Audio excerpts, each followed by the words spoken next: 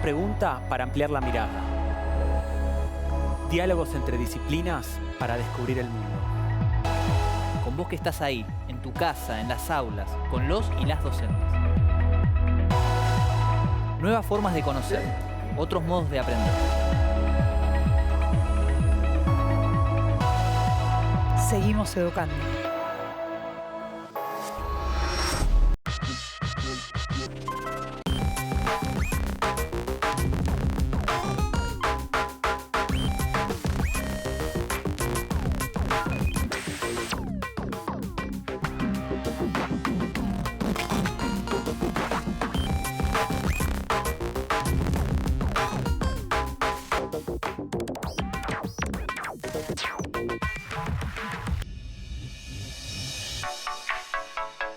Hoy con Lautaro, el profe de biología, y Julieta, de formación ética y ciudadana, nos preguntamos ¿qué es tener buena salud?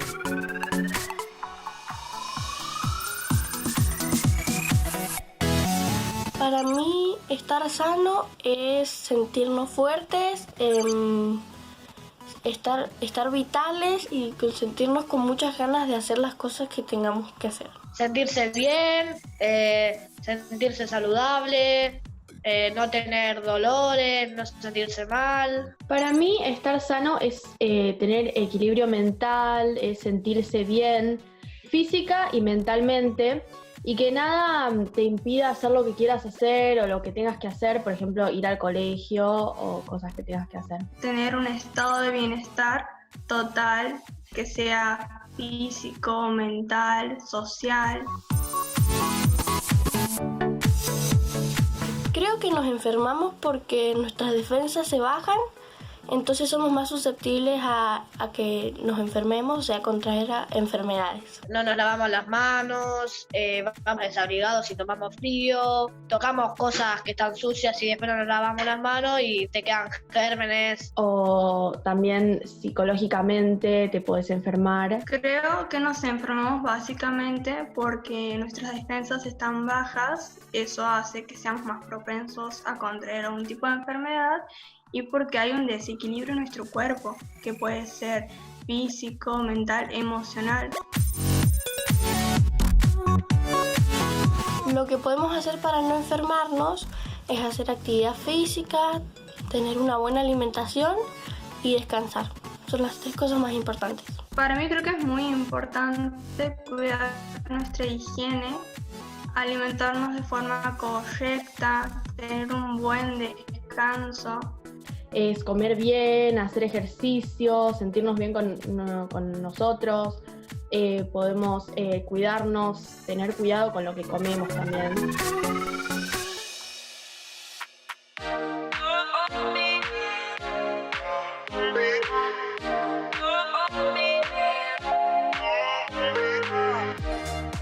La salud es lo más importante. La salud es un derecho. Mejor prevenir que curar. Son frases que solemos decir, pero ¿qué significan? ¿Qué quiere decir estar sano? ¿Es enfermarse poco? Podemos pensar la salud como lo opuesto de la enfermedad. Sin embargo, es mucho más que eso. La Organización Mundial de la Salud la definió así. La salud es un estado de completo bienestar físico, mental y social, y no solamente la ausencia de afecciones o enfermedades.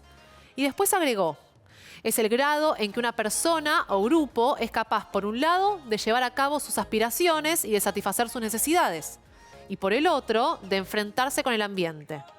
En esta última definición incluye nociones como el bienestar, el desarrollo y la calidad de vida, es decir, define la salud desde múltiples perspectivas. Entonces, estar sano no implica solamente no estar enfermo, sino buscar bienestar. Importante diferencia. Son muchos los factores que influyen en la salud de una comunidad.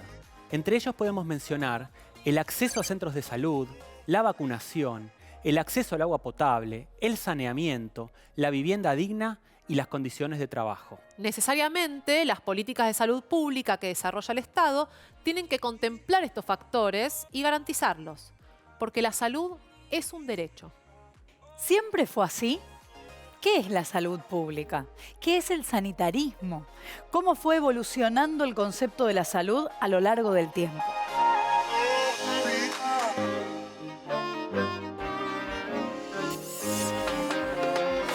Los comienzos de la humanidad fueron tiempos de pensamiento mágico, de hechiceros y chamanes. Las enfermedades se explicaban a partir de causas sobrenaturales, dioses enojados o espíritus malignos. En los rituales de curación se utilizaban amuletos y brebajes. A veces también se sacrificaban animales. Con el paso del tiempo, este tipo de curaciones basadas en creencias religiosas y mágicas fue reemplazada por otras prácticas. En el antiguo Egipto, los médicos estaban bajo la tutela de los sacerdotes y se educaban en escuelas especiales llamadas las Casas de la Vida. Algunas de ellas fueron la de Sais y la de Heliópolis. En el siglo V a.C., Hipócrates de Cos, un médico de la antigua Grecia, revolucionó la medicina. ¿Alguna vez escuchaste hablar de los 4 fluidos? Es una teoría que elaboró Hipócrates y que perduró por más de 1000 años. Postuló que el cuerpo estaba compuesto por 4 fluidos o humores: sangre, flema, bilis amarilla y bilis negra, y que las enfermedades se provocaban por el exceso o la falta de alguno de ellos. Por lo tanto, la cura consistía en lograr un nuevo equilibrio entre esos fluidos. Además, creó un juramento sobre el compromiso de ejercer la medicina con responsabilidad y ética que sigue vigente en la actualidad. Galeno fue otro médico muy importante para el desarrollo y el avance de la medicina. De origen griego, vivió en el Imperio Romano en el siglo II después de Cristo. Sus pacientes eran aquellos gladiadores que luchaban en los anfiteatros. Durante años, se dedicó a curar sus heridas adquiriendo un gran dominio de la anatomía ósea y muscular. Todos estos conocimientos los volcó en libros y tratados que influyeron en la medicina europea a lo largo de 1000 años. Durante la Edad Media se retomaron las explicaciones sobrenaturales acerca del origen de las enfermedades. Se las entendía como resultado de la voluntad de Dios. Los pacientes solían buscar la sanación a través de la oración o la peregrinación hacia un lugar santo. En aquella época se creía que la locura estaba causada por una piedra alojada en la cabeza. En la extracción de la piedra de la locura, un cuadro de El Bosco, se representa una especie de operación quirúrgica. En el siglo XII resurgieron los estudios médicos gracias a los aportes de la Escuela de Salerno, una institución especializada en la experimentación y en la disección. Esta escuela fue un hito en la historia de la medicina por sus innovaciones, sus métodos y su apuesta a la profilaxis. Su enfoque se basaba en la práctica y en la experiencia. Esto abrió el camino al método empírico y a la cultura de la prevención. También fue una escuela de avanzada por el papel que tuvieron las mujeres en la práctica y en la enseñanza de la medicina, tanto en el rol de alumnas como en el de profesoras. Posteriormente, la presencia de las mujeres sería prohibida en las universidades de Occidente hasta finales del siglo XIX. En el Renacimiento se generó un cambio trascendental en la forma de entender el cuerpo. A partir de entonces, el alma se disoció del cuerpo y este último pasó a ser objeto de estudio. Andrés Vesalio fue una de las figuras más destacadas de este periodo. Su obra de anatomía humana, en 7 volúmenes, fue sumamente relevante para la investigación médica de los siglos posteriores. Desde el último cuarto del siglo XV hasta el final del siglo XVII, se consolidó el pensamiento médico-científico. En aquel entonces, los médicos usaban trajes especiales para evitar el contagio de las pestes y las pandemias que se desataron en esa época. Cualquier parecido con la realidad es pura coincidencia. A partir de ese momento, la medicina comenzó lentamente a organizarse alrededor de la enfermedad y la clínica. En el siglo XVIII se desarrollaron importantes avances en investigaciones biológicas y médicas. Giovanni Morgani, un médico italiano, determinó por primera vez que la enfermedad se localizaba en órganos o tejidos específicos y no en la totalidad del organismo. Este descubrimiento cambió la manera en que se trataban las enfermedades.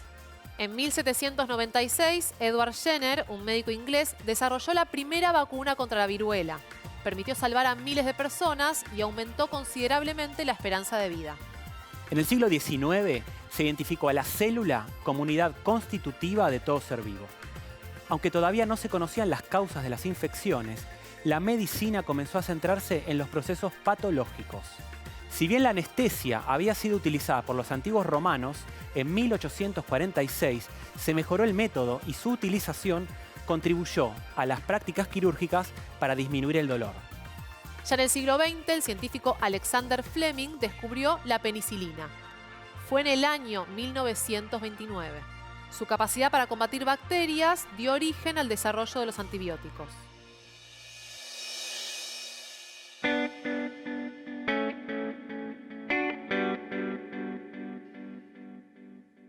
¿Qué es la medicina? ¿La concepción de la salud y la enfermedad cambian según las culturas? ¿De qué hablamos cuando hablamos de medicina occidental? La medicina es la ciencia que estudia las enfermedades, los modos de prevenirlas y los tratamientos para curarlas. El concepto de medicina fue variando según las culturas y cosmovisiones. Por eso existe la medicina contemporánea, la medicina tradicional, la medicina popular y la medicina occidental oficial. Según la medicina occidental oficial, el funcionamiento normal de un ser vivo, o sea, su salud, depende de que sus condiciones fisiológicas permanezcan constantes y dentro de valores de referencia. Por eso en la escuela decimos que periódicamente hay que ir al médico y hacerse un control. Cuando nuestro cuerpo está sano, en equilibrio, hablamos de homeostasis.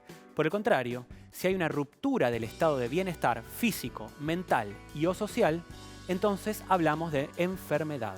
¿Pero por qué perdemos el equilibrio? Es decir, ¿cómo se originan las enfermedades?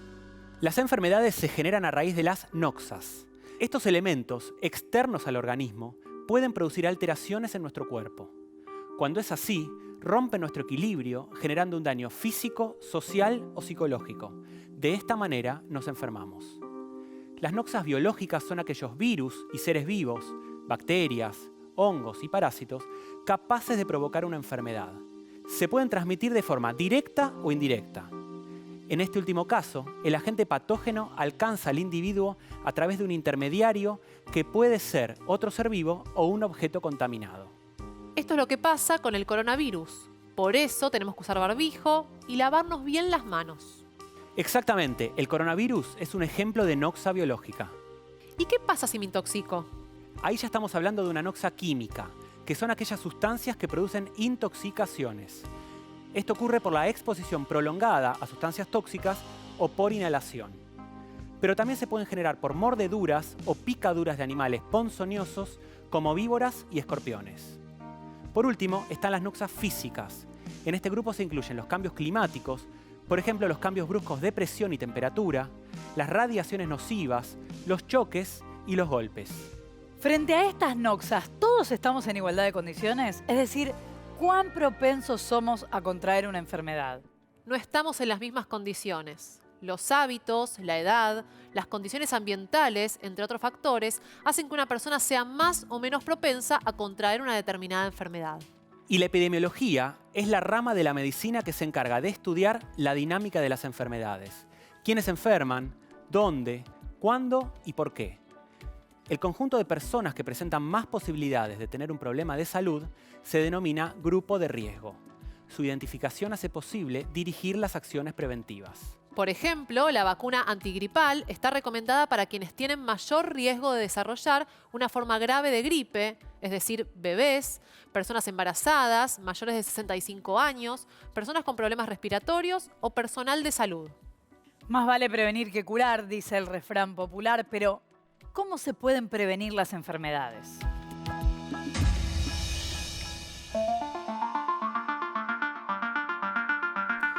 La salud pública es un plan llevado a cabo por el Estado con la participación de los miembros de una comunidad. El objetivo central de la salud pública es mantener y proteger la salud de la población. Por lo tanto, la prevención de enfermedades es uno de sus ejes centrales. A través de la prevención se puede evitar la aparición de enfermedades o detener y disminuir sus consecuencias y complicaciones. La prevención se puede clasificar en primaria, secundaria y terciaria. La prevención primaria es esencial porque busca evitar la aparición de una enfermedad o problema de salud. Son ejemplos de este tipo de prevención las vacunas, el uso de cinturón de seguridad y de casco al andar en moto o en bici, el mantenimiento de una adecuada higiene bucal mediante el cepillado de dientes y el uso de preservativo o campo de látex durante las relaciones sexuales, entre otros. También existen acciones de prevención primaria que se dan a nivel del medio ambiente, como por ejemplo la potabilización del agua, el armado de redes cloacales y el adecuado manejo de los residuos. La prevención secundaria tiene como objetivo frenar o enlentecer el avance de una enfermedad. En este caso es muy importante el diagnóstico temprano. Por esta razón, los chequeos periódicos son fundamentales. Sobre todo, a cierta edad se recomienda que las personas se hagan periódicamente análisis de sangre para saber si tienen o no diabetes o colesterol elevado. Otro ejemplo es el rastreo de cáncer de cuello de útero mediante pruebas diagnósticas como el Papa Nicolau o PAP. Por último, la prevención terciaria busca evitar, disminuir o retrasar las complicaciones asociadas al avance de una enfermedad o problema de salud. En este caso, el tratamiento adecuado de las complicaciones y las acciones de rehabilitación forman parte de este tipo de prevención. Hola chicos y chicas, mi nombre es Nicolás Kreplak, yo soy médico, sanitarista, viceministro de Salud de la provincia de Buenos Aires.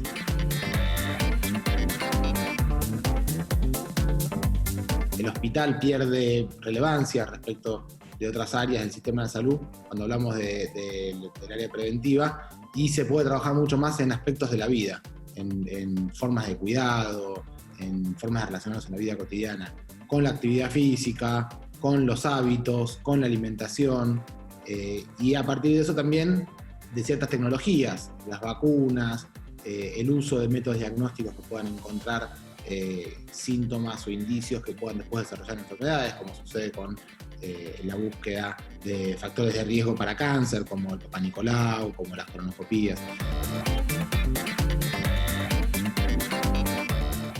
Lo que estamos buscando es encontrar la enfermedad antes de que la enfermedad sea sintomática y antes de que tenga las consecuencias en la salud. La enfermedad, o al revés, reducir los factores de riesgo ambientales, alimenticios, de hábitos, que sabemos que si uno cambia esos hábitos, reduce la aparición de estas enfermedades.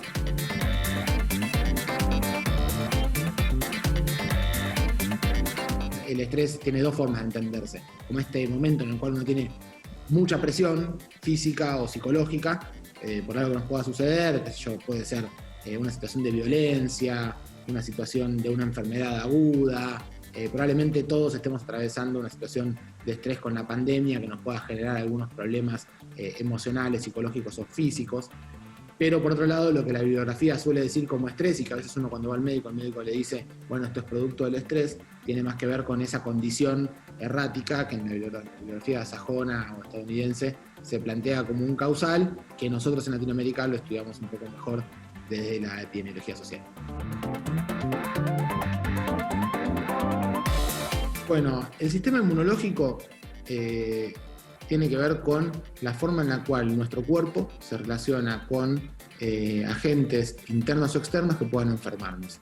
Y es todo un sistema de control que tiene el cuerpo, no solo para relacionarse con estos agentes externos, puede ser virus, bacterias, hongos, parásitos que pueden venir de afuera, sino también con el propio cuerpo, las células tumorales, lo que producen el cáncer, también activan el sistema inmune para que lo controle, para que funcione bien el cuerpo en general, y entre esas cosas el sistema inmune, una alimentación variada, donde tengamos acceso a todas las vitaminas que se encuentran, especialmente las vitaminas, y esto es importante, están en los alimentos frescos.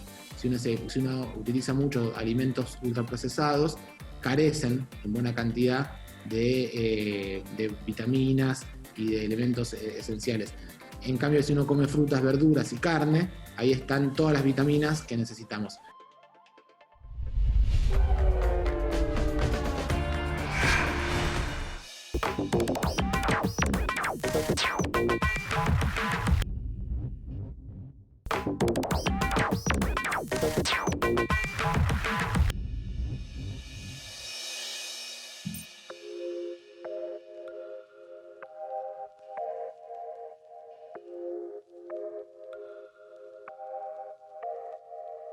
En la actualidad, los adolescentes representan el 17% de la población mundial.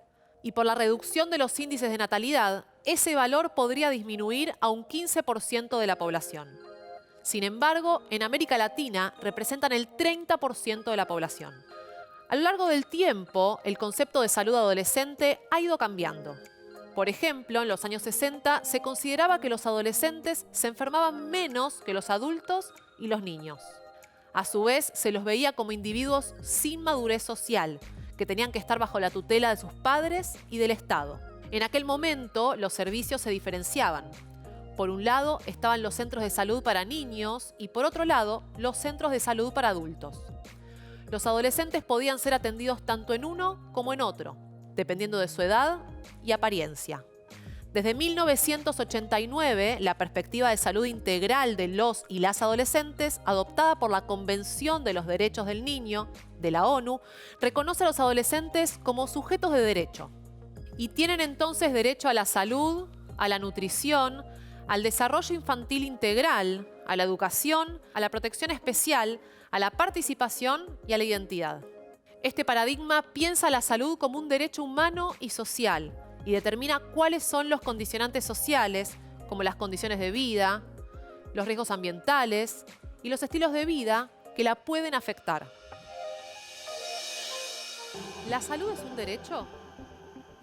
En 1949, durante el gobierno de Juan Domingo Perón, se reformó la Constitución Nacional y se incorporaron derechos básicos para la vida de la población. En 1955, después de un golpe de Estado, el gobierno dictatorial deja de lado la Constitución de 1949 y vuelve a la primera de 1853. Pero se da cuenta que es necesario actualizarla. En el año 1957, entonces, incorporó en el artículo 14 bis los derechos sociales que el peronismo había sumado a la Constitución de 1949. Derechos relacionados a la familia, los gremios y la seguridad social, pero no reconoció abiertamente el derecho a la salud.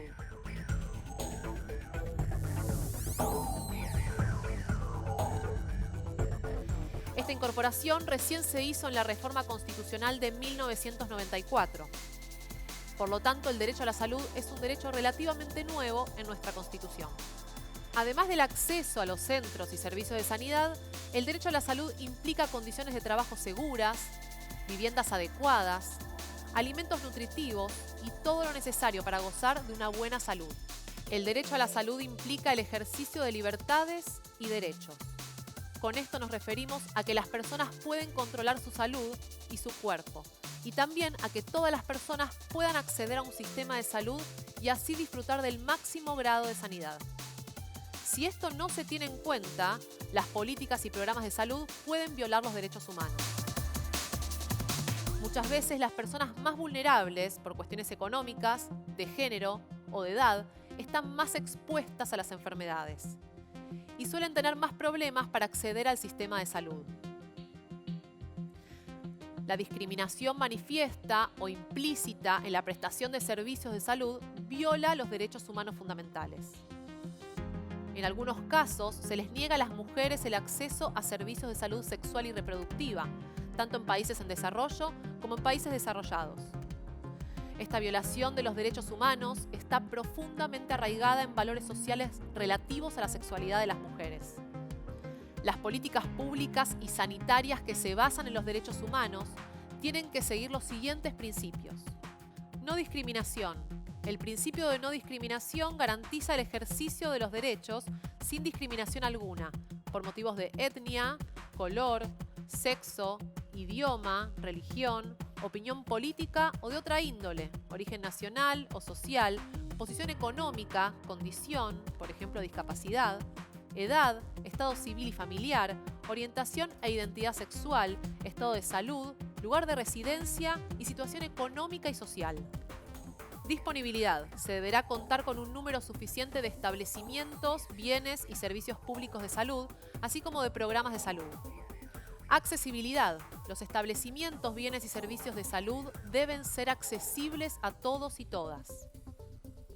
Calidad. Los establecimientos, bienes y servicios de salud deberán ser apropiados desde el punto de vista científico y médico y ser de buena calidad. Rendición de cuentas. Los estados y otros garantes de los derechos son responsables de la observancia de los derechos humanos. Universalidad.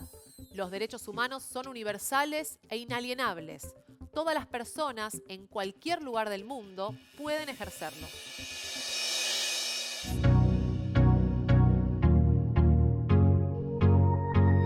La medicina occidental trata las enfermedades a través de drogas que actúan por el mecanismo de los contrarios. Si hay dolor, se suministra un analgésico. Si hay fiebre, se receta un antifebril. Si hay inflamación, se medica con un antiinflamatorio. Pero es importante que no nos automediquemos y siempre consultemos con un médico o una médica. Es decir, la medicina tradicional basa su tratamiento principalmente en la dolencia que aqueja al paciente. Se enfoca en la enfermedad y no tanto en el enfermo. Por eso, algunos la consideran mecanicista. Frente a una dolencia determinada, prescribe un tratamiento focalizado, más allá del paciente y otras características que pueda tener. En la medicina tradicional puede haber 10 pacientes asmáticos que son tratados todos con el mismo esquema terapéutico. Por otro lado, están las medicinas tradicionales, alternativas y complementarias, conocidas con la sigla de MAC. Según la Organización Mundial de la Salud, son la medicina tradicional china, la medicina ayurveda, la homeopatía, la fitoterapia, la medicina unani, la medicina naturista y determinadas técnicas manuales, tuina, osteopatía, Muay Thai. Las MAC plantean un enfoque más integral y sostienen que no hay enfermedades, sino enfermos. ¿Cuáles son las diferencias entre un abordaje y el otro? Las MAC trabajan más con la prevención. Muchas veces se basan en las dietas, en la calidad de vida, la actividad física y la estabilidad emocional. El paciente pasa a ser asiente, porque deja de ser un sujeto pasivo. En general, estos enfoques alternativos podrían ser eficaces para procesos crónicos, por ejemplo, para tratar alergias. Cuando hay una enfermedad aguda, siempre hay que recurrir a la medicina oficial. En estos casos, también existe la posibilidad de complementar el tratamiento oficial con terapias como la acupuntura y la homeopatía.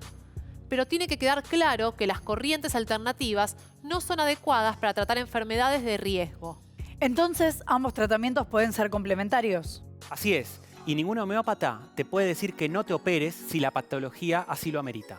Algunas personas tienden a buscar respuestas por fuera de la medicina occidental oficial, sin tener en cuenta que los antibióticos han salvado innumerables vidas en los últimos 100 años o que algunos medicamentos son necesarios para tratar ciertas dolencias. Y gracias a las vacunas se han salvado y se salvan miles de vidas.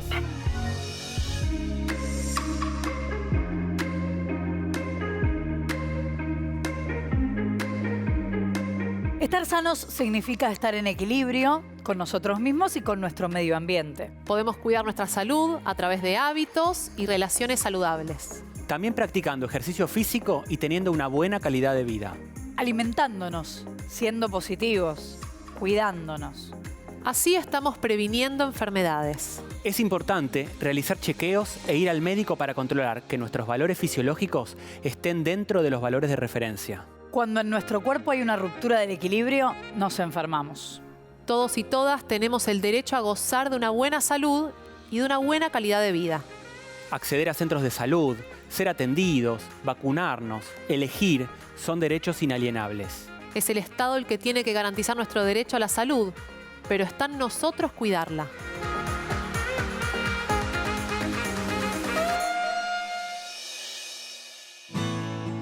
Estar sano es mucho más que no estar enfermo. Mejor es prevenir que curar. La salud es lo más importante. La salud es lo primero. Esto es